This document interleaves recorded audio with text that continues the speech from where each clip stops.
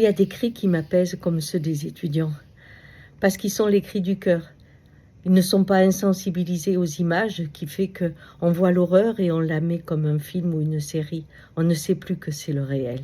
Oui, ces cris me font du bien. Ils me rappellent ma grand-mère. Vous savez pourquoi? Parce que quand mon père me tapait, il pensait m'éduquer.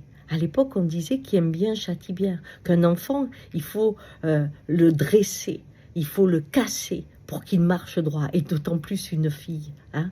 Et donc, on pouvait, parce que la loi était ainsi, accepter l'inacceptable, c'est-à-dire des coups très très violents qui faisaient beaucoup souffrir, pour le bien de l'autre, ou pour justifier son rôle d'éducateur.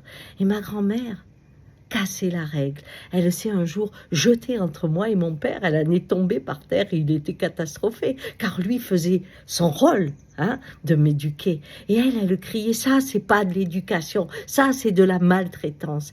Elle nommait le mal. Et je me suis dit qu'aujourd'hui, quand les jeunes crient, ils savent encore dire ça c'est mal. Et le silence effrayant de ceux qui pour toutes les raisons du monde se taisent, à ce moment-là, prend son importance, mais aussi se met en face du cœur qui lui crie « Non, il n'y a aucune loi qui justifie la destruction ».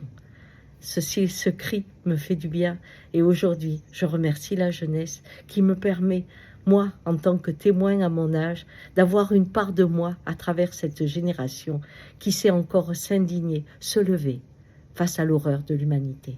Ciao.